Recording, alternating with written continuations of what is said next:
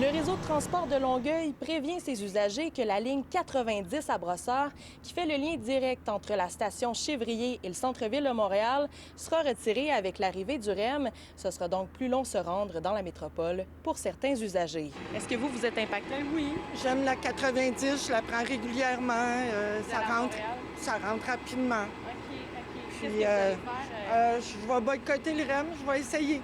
Je vais prendre la 14, jusqu'au métro Longueuil. Je vais essayer. Je trouve ça quand même dommage qu'il n'y ait pas une ligne d'autobus qui continue à rouler sur le pont parce qu'il y a quand même beaucoup de gens qui sortent sur Bonaventure.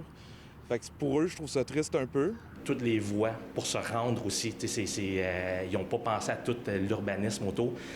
Donc, on dit tout le temps que le REM il est rapide, c'est quelques minutes, ça rentre au centre-ville, mais si ça prend 15-20 minutes, une demi-heure pour se rendre à la station, on n'est pas plus avancé au bout du compte. C'est la même chose pour la ligne 45 qui fait le lien direct entre la station Panama de Brossard et Montréal. Le trajet sera arrêté avec l'arrivée du REM la semaine prochaine. Ça coûtera aussi 11 $ de plus pour se rendre à Montréal à partir des stations où le REM sera offert. Pourquoi est-ce qu'on change quelque chose? Alors, on a déjà quelque chose qui arrive là.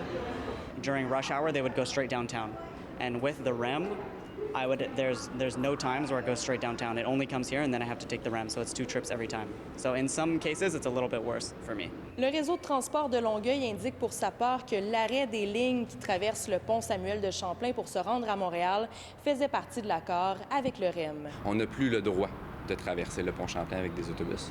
Donc la 45 va arrêter et la 90 aussi qui part de Chevrier, maintenant va être rabattue à une station du REM pour que les gens puissent utiliser le REM pour se déplacer à Montréal. Mais la grande majorité des gens, ça va être plus rapide. C'est une période d'adaptation. Ça se peut pour certains que ça soit un petit peu plus long, mais très important de noter, le REM n'est pas dépendant des conditions routières. Donc les autobus, souvent, s'il y a du trafic, s'il y a un accident, vous n'êtes pas certain d'arriver à l'heure. Avec le REM, l'horaire va être respecté. Je pense qu'il passe aux 3 minutes 45 environ. Pour la RTL, mais aussi pour EXO qui gère les autobus des autres villes, la Rive-Sud, c'est toute une restructuration des trajets qui s'est opérée avec l'ouverture du REM. Nous, de notre côté, avec le réseau d'autobus, on a beaucoup amélioré la fréquence. Des lignes qui passaient aux heures auparavant vont maintenant passer aux 30 minutes, celles qui passaient aux 30 minutes aux 15 minutes. Mais en fait, c'est les lignes qui devaient traverser le pont Samuel de Champlain.